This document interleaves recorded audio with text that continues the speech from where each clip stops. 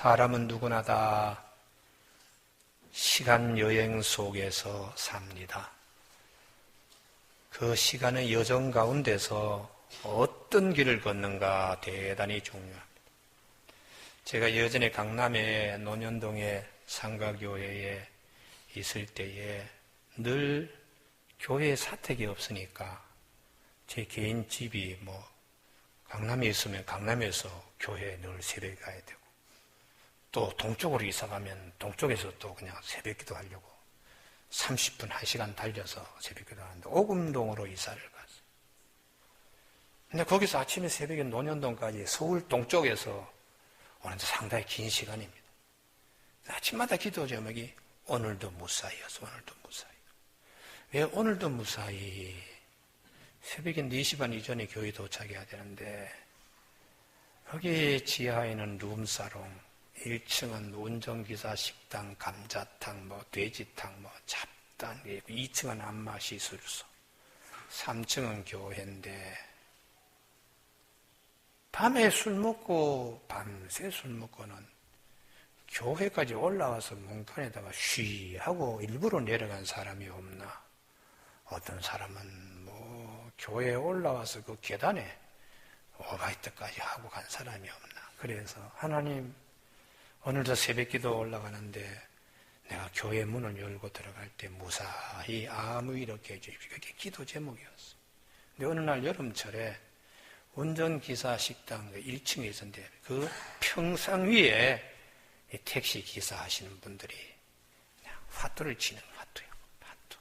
딱딱딱 소리 나는 화투를 치는데, 아이고, 저분들은 밤새 내 화투 치고 왔다고 집에 가서 얘기할 건가. 그런데 영동 세브란스, 강남 세브란스 병원이 가까이 있으니까 그 시간에 앰뷸런스가 왱 하고 그냥 지나가는 겁니다. 그래서 내가 참, 같은 새벽 시간인데 누구는 화투하면서 시간 보내고, 어떤 분은 환자의 생명을 구하기 위해서 부지런히, 어떤 사람은 밤새 술 먹고 할 일이 없어서 교회 문간에도 하다가 쉬 하고 가는 사람이 없나. 그런 과정에서도 손자, 손녀들 위해서, 가정을 위해서 노 권사님이 새벽에 기도하러 오시는 분들이 있고요. 자, 이 4가지 유형의 삶 가운데 하나님이 기뻐하시는 그 새벽 시간, 짧은 몇 시간에 정말 하나님이 보시기에 귀하게 보내시는 분들이 누구인가? 이런 생각을 제가 한번 해본 적이 있습니다. 성경이 애굽에서 이스라엘 백성들을 끄집어내어서 출애굽시키고 광야길에서 하나님이 가나안 땅을 향하여 가라.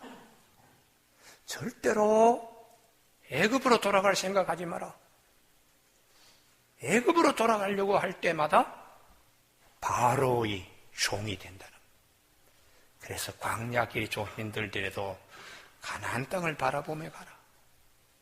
바로의 종이 되어서 도로 그 노예 생활을 하려고 하겠는가? 가나안 땅을 향하여 가야 된다.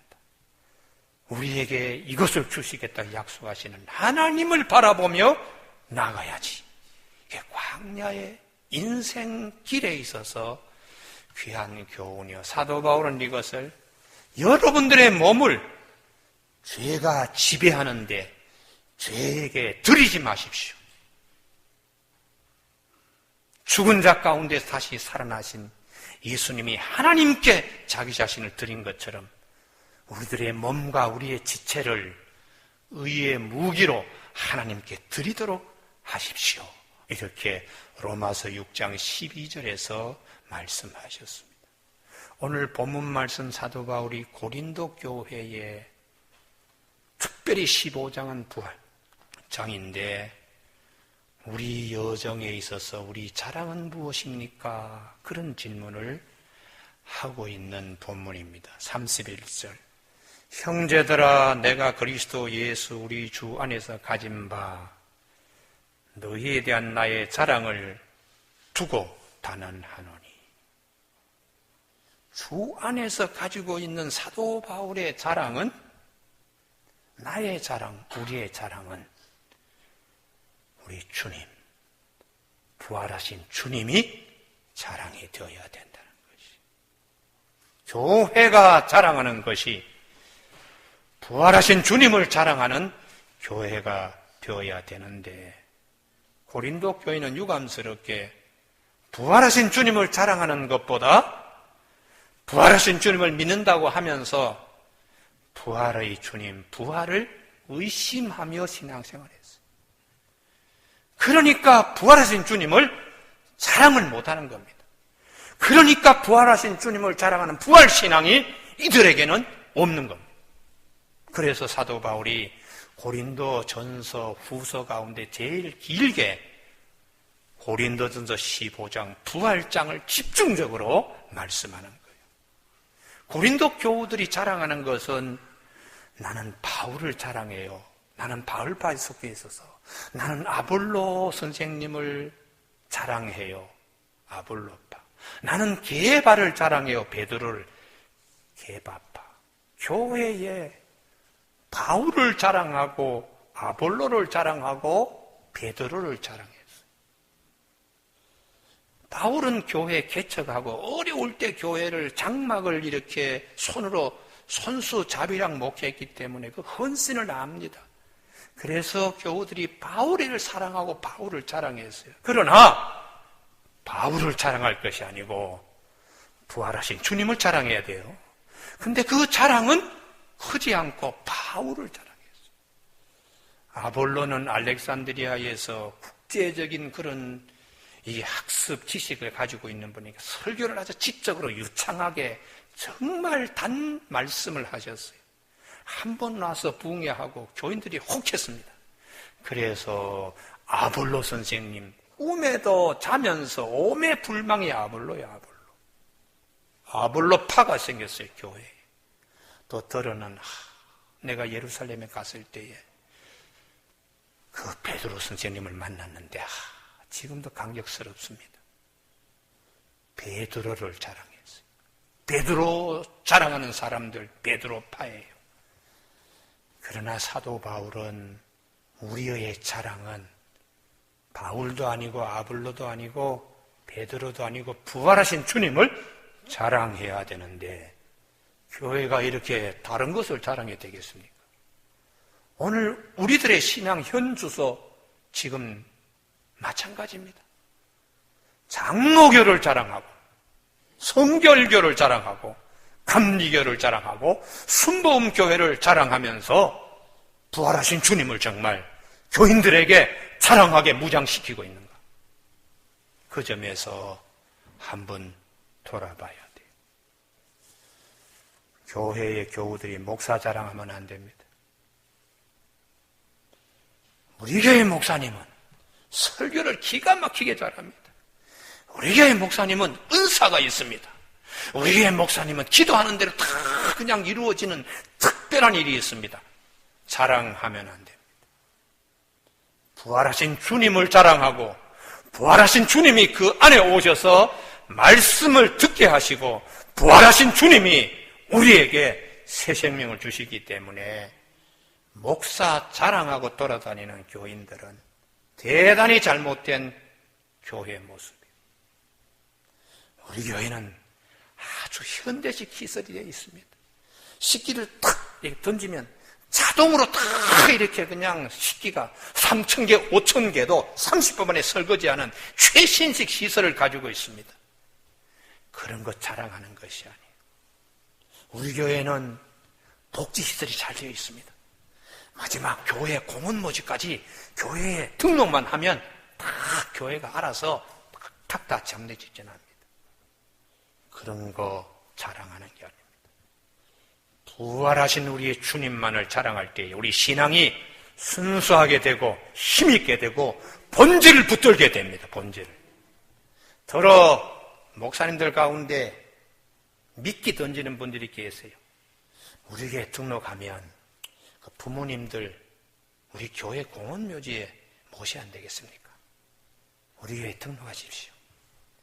매우 부정한 생각을 하고 있어요. 고린도 교회 교우들이 부활하신 주님은 자랑하지 못하면서 성령으로 방언하는 것, 그리고 예언, 통변, 지혜의 말씀 전하는 일에 대해서 자기 은사들을 자랑했습니다. 사도 바울이 볼 때는 아이고, 그 모든 은사가 어떻게 왔는데 부활하신 주님이 지금도 살아계셔서 우리에게 넣어주시고 허락하시고 품어주시는 그 부활하신 주님은 자랑하지 못하고, 지금도 역사하시는 부활하신 주님은 바라보지 못하고 그냥 방언 잘한다고, 통변 잘한다고, 말씀 잘 내가 그냥 전할 수 있다고 자랑하지 마세요. 이렇게 사도 바울이 말씀하시는 것입니다. 사랑하는 교우 여러분, 이런 것으로 뽐내지 말라. 우리가 정말 뽐내고 자랑하는 것은 부활하신 주님을 나의 주인으로 모시고 사는 이 신앙을 자랑해야 된다는 것이. 시편 150편 가운데 90편 유일하게 모세가 남긴 시편인데, 우리가 연수가 70이고 강건하면 80일지라도 연수의 자랑은 수고와 슬픔뿐이라고 시편 90편 10절에서 말씀하세요. 아니, 내 80입니다. 내 90입니다. 그렇게 자랑해봤자 끝에 죽음이 찾아왔을 때에 벌벌벌벌 떠는, 그래서 연수의 자랑은 수고와 슬픔밖에 없다는 것이. 정말 우리의 자랑은 죽음이 찾아왔을 때에도, 사망의 왕노로 달려고 왔을 때에도 부활하신 주님을 바라보면서 예수의 생명으로 이길 수 있는 신앙인이 되어야 됩니다. 할렐루야. 이게 교회가 부활하신 주님을 자랑하고 부활하신 주님을 나의 신앙의 중심에 모시고 있어야 죽으면 어떡하나, 이런 걱정을 하지 않고 언제든 나는 주님 앞에 기쁨으로 설 수 있는 신랑을 기다리는 신부의 마음으로 우리가 그 시간을 아주 생명력 넘치게 우리가 맞이할 수 있어요. 교회 여러분, 고린도 교회의 사도 바울이 제발 부활하신 주님 자랑하라고 고린도전서 1장 31절 기록된 바 사랑하는 자는 주 안에서 자랑하라. 고린도 후서 11장 31절 자랑하는 자는 주 안에서 자랑하라고 그렇게 부탁하고 있습니다. 우리 한국 교회의 지금 트렌드가 흘러가는 경향이 다 딴 거 지금 뭐 다 그냥 자랑하게끔 유도하잖아요. 복음으로 다시 돌아가야 됩니다. 내년도면 종교개혁 500주년을 맞이하는 해예요. 전 개신교가 그때 왜 종교개혁을 했는가? 본질로 돌아가지 않기 때문에 루터와 칼빈이 종교개혁했습니다. 지금 500년이 되었는데 교회가 무엇을 붙들고 있는가? 부활하신 주님을 자랑하는 원복음으로. 내가 어려운 일이 왔고 마지막 가장 어려운 일은 죽음의 시간이에요. 그때도 벌벌 떨거나 무릎을 꿇거나 그런 일이 없이 부활하신 주님 내 마음에 모시고 부활하신 주님을 자랑하면서 그걸 이기고 설 수 있는 부활의 주님의 백성이 되는데 종교개혁의 목적이 있습니다. 사랑하는 교우 여러분, 오늘 우리 3부 예배 참석하는 우리 교우들에게 나의 자랑은 이것도 저것도 모든 것이 아니고 나의 주인이 되시는 부활하신 주님이 전부, 자랑의 전부가 되기를 주님의 이름으로 축원합니다. 저도 지나간 날에 설교한 거 회개합니다. 우리 교우들이 어려운 일이 닥쳐서 중환자실에 내가 신방 가면 다 그냥 겁을 내고 있는 걸 보고, 야, 목회를 잘못했구나. 부활하신 주님을 완전 무장하면은 목사님 걱정하지 마세요. 내가 이제 곧 주님 앞에 갈 터인데 부활의 주님을 나는 확실히 믿고 주님 재림하실 때의 부활로 우리 다 함께 그 자리에 참여할 줄로 믿습니다. 이런 고백이 나오게 하는, 그런 고백이 마음속에서 샘솟게 하는 교들로 훈련시키지 않고 말씀을 전하지 않고 딴 것으로 비본질적인 것을 너무 많이 설교를 한 거예요. 그래서 가장 일생일대 가장 중요한 시간, 그 시간에 이기고 박차고 나가야 되는 그 시간에 벌벌 떨게 하는 교우들 만들었다면 제가 잘못 목회한 거죠. 두 번째의 사도 바울이 우리 삶의 여정에서 부활하신 주님을 내가 자랑하기 위해서 나는 날마다 죽는 연습, 자기를 부인해야 하는 연습을 했다는 것입니다. 31절, 형제들아 내가 그리스도 예수 우리 주 안에서 가진 바 너희에 대한 나의 자랑을 두고 단언하니 난 날마다 죽노라. 왜 사도 바울은 자기를 부인하면서 매일매일 여정을 걸었을까요? 죄인이기 때문에. 내 안에 죄가, 용서받은 죄인으로서 아직도 내 안에 죄가 언제든지 용수설처럼, 혹은 한번 풀을 베었으면 다시 풀이 솟듯이 언제든지 죄가 슬금슬금 나올 수 있기 때문에 날마다 나는 나 자신을 부인하고 죽는 여정을 걸어갔다는 것이. 디모데후서 3장 1절, 말세에 고통하는 때가 있는데 그 제일 첫 번째가 자기를 부인하지 못해서 고통다. 자기를 사랑하고 돈을 사랑하고 자랑하고 교만함으로 자기가 도로 상처받는다는.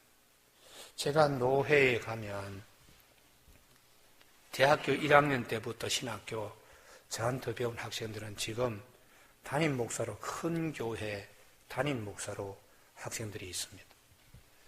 들어는 그분들 가운데서 아이고 목사님, 아이고 교수님, 참 30년 전에나 지금이나 참 건강합니다. 그렇게 와서 인사하는 학생들이 있으면 기분이 좋고, 또 저기 앉았으면서도 못 본 채. 그러면 내가 마음에 상처를 받더라고요. 그게 내가 대접받으려고 하는 마음 때문에 내가 상처받는 거예요. 내가 없다고 생각하면 내가 상처받을 일이 없어요. 내가 나를 사랑하면서 내가 대접받으려고 하니까 내가 상처받더라고요. 그래서 사도 바울이 나는 날마다 죽는다고 하는 말씀이 무엇인가? 내가 으뜸되려고. 그러면 그렇지 못하면 상처받는 거예요. 2등이 되면 1등 때문에 상처를 받고, 연간 3천만 원의 수입을 벌고도 5천만 원 받는 사람을 볼 때 상처받고, 누구는 국장으로 진급하는데 과장으로 있어서 그분 보면서 상처받고, 이 세상에 상처받는 일이 얼마나 많아요. 그때마다 왜 그 상처는 내가 자초하는 것입니다. 하나님은 우리가 상처받기를 원하지 않습니다. 그래서 자기를 부인하라.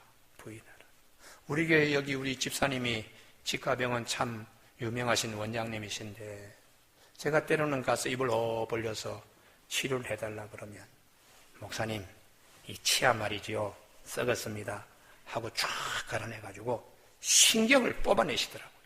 신경을 뽑아내서 신경을 죽이니까 그 다음부터는 이빨이 아프지도 않고 뭐 씹는데 얼마나 좋은지 몰라. 그래서 이빨 하나에도 신경만 죽이면 마음껏 그냥 고통받지 않는데 똑같은 원리잖아요.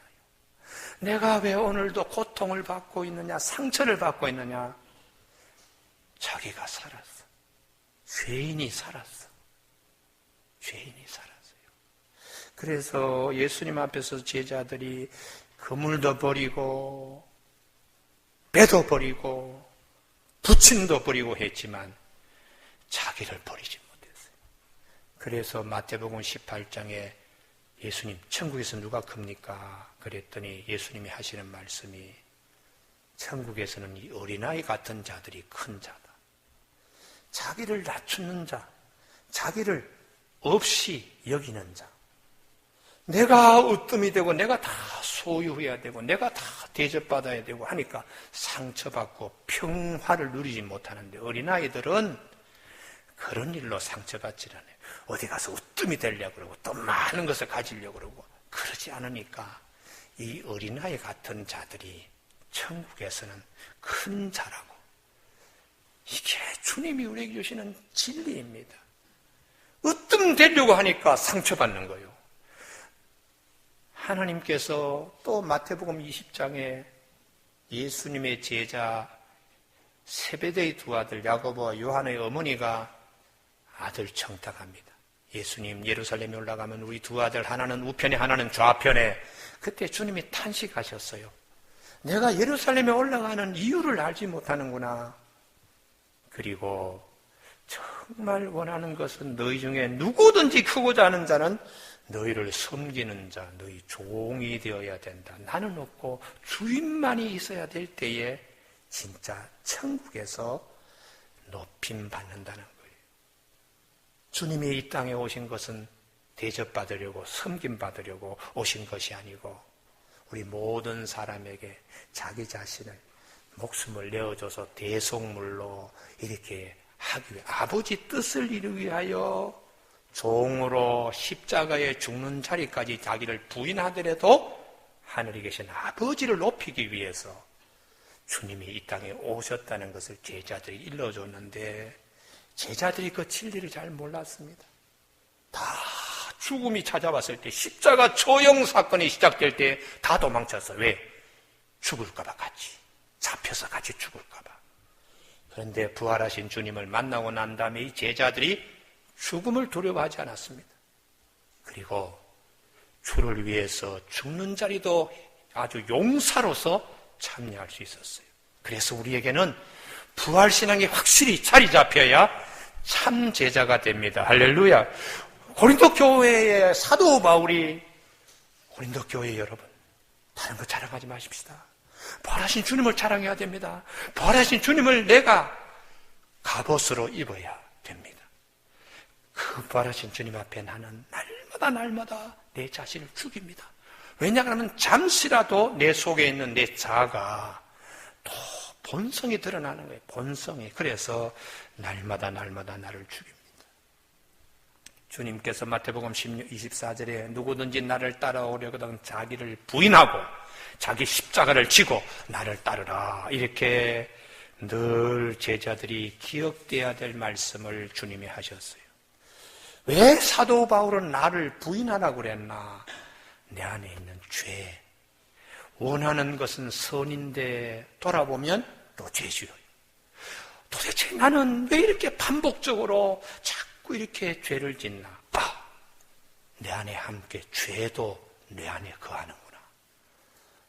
원하는 바 선은 행하지 아니하고 도리어 원하지 아니하는 바 악을 행하는도다.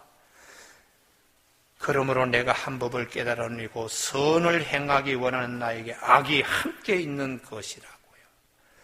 내 속사람은 하나님의 법을 즐거워하지만 내 지체 속에 또 다른 법이 있어서 싸워가지고 죄의 법으로 나를 사로잡아 오는 것을 볼 때 오호라 나는 곤고한 사람이로다.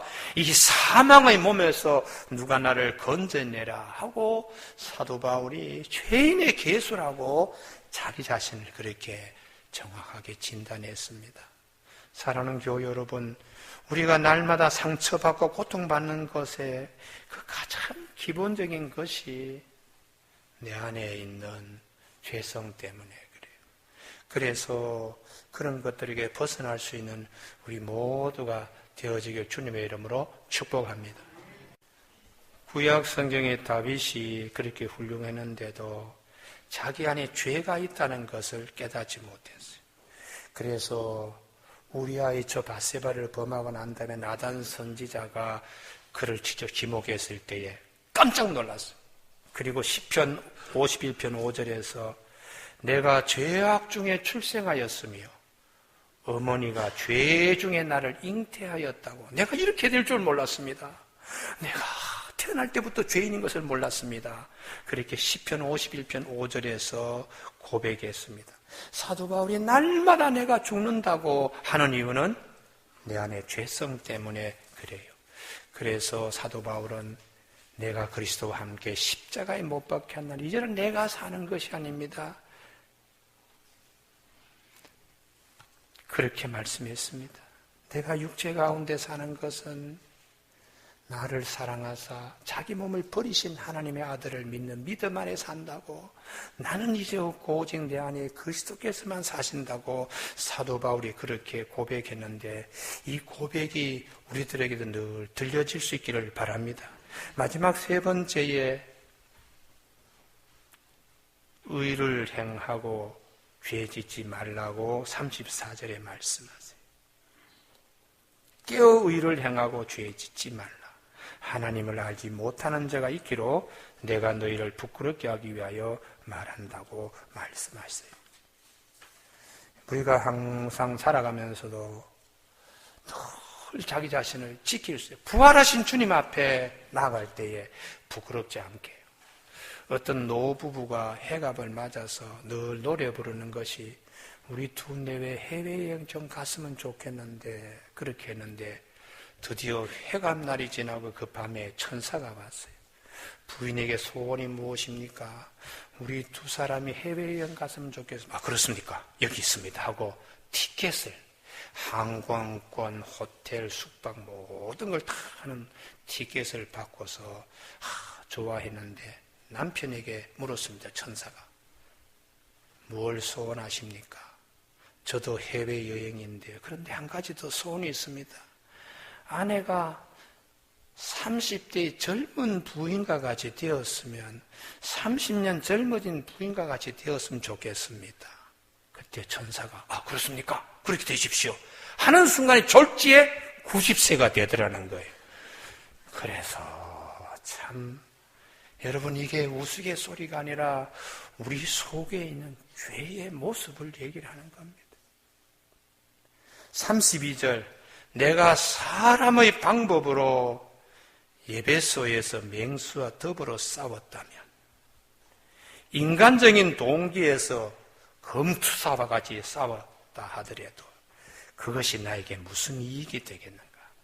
만일 죽은 사람 살아나지 못한다면 내일이면 죽을 테니 먹고 마시자 이렇게 할 터이면 그게 무슨 유익이 되겠는가? 부활신앙 없으면 쾌락적인 삶을 사는 거예요. 있는 거 다 그냥 쓰고 그냥 즐겁게 지내는, 제발 부활 없는 사람처럼 살지 말아야 된다고 말씀합니다. 우리 교회의 초기에 풍덕전 상가에 있을 때에 그 최경애 장로님이, 우리 교회 장로님이 아니시고요, 강남 역삼동인 혜성교회 원로 장로님이신데, 교회가 이제 멋이니까 저희 교회 옆에는 아파트에 계시니까 주로 저희 교회에 신앙생활을 하셨어요. 근데 80세 위암 말기이신 장로님이신데 고통이 왜 없겠어요? 그래도 낮 10시면 교회 와서 기도하십니다. 그래서 장로님이 기도 한참 하시고 어디 가시나 하면 풍도고등학교 옆을 겨나서 길 걸어 약국에 가셔서 들어가시는 거예요. 그리고는 한참 계셨다가 그 다음에 한 점심때쯤 되면 이 장로님이 오시는 걸 볼 수 있어요. 그래서 제가 장로님 저희 교회에서 기도하시고 그렇게 한 2시간 정도 산책을 하시면 얼마나 피곤도 하시고 건강은 좋으시겠는데 그렇게 2시간 어디로 산책하십니까? 그랬더니 이 장로님께서 하시는 말씀이, 목사님 제가 산책하는 게 아닙니다. 10시에는 아름다운 동산교에 와서 기도하고 풍덕고등학교 담을 지나서 길 건너가서 약국에 가서 바카스 한 병을 먹고 그 상가 위에 있는 열린문교회 가서 또 기도하고 그리고 다시 상가에서 내려와서 다시 4층 건물에 있는 또 걸어가서 수지영락교회에 가서 기도하고 오면 12시가 됩니다. 제가 이 세 교회를 기도하는 이유는 상가교회에서 다 개척했는데 하나님께서 지상에 땅을 세운 아름다운 교회가 될 수 있도록 그렇게 기도합니다. 그리고 그 다음에 돌아가셨어요. 그래서 혜성교회에서 장례 집례를 하시는데 그날따라 아주 구름이 끼어가지고 날씨가 아주 안 좋은데 하간 예식을 하는데 하늘에 구멍이 동그랗게 동전처럼 딱 열리더니 햇빛이 이 장로님 관에 쫙 이렇게 비치는 거예요. 그래서 참 기도 생활 많이 하시는 분은 이렇게 하나님 복되게 하신다. 그리고 난 다음에 장로님 돌아가시고 난 다음에 그 다음 해에 이 세 교회가 다 교회를 지었습니다. 수지영락교회는 지금 이름 교회로 바뀌어서 저 상현도 위에 큰 교회로, 그리고 열린문교회는 동천동에 교회 아주 예쁘게 잘 지었고, 우리 아름다운 동산교회는 크지는 않지만 제일 아름다운 곳에 하나님이 짓게 하시더라고요. 그래서 참 최경의 장로님 아픈 가운데도 새 교회 위해서 하루에 그렇게씩 2시간씩 기도하니까 참 그 기도 잊지 못한다. 장로님께 어느 날 제가 물었습니다. 장로님 신앙생활 어떻게 하셨습니까? 했더니 저는 청년기부터 늘 교회에서 헌신했습니다. 혜성교회 세울 때도 제가 최선을 다했습니다. 원로 장로로서 늘 기도합니다만 개척교회들 제 가슴에 품고 기도합니다. 제가 위암으로 고통받고 있고 나이는 80이지만 부활의 주님을 우리는 기억하면서 나는 날마다 삽니다. 장로님께서 수서에 있는 삼성의료원에 이틀 딱 입원하셨어요. 기도 늘 하시다가 이틀 입원은 감기가 와가지고 병원에 입원하셨는데 이틀 병원 신세지고 천국으로 가셨어요.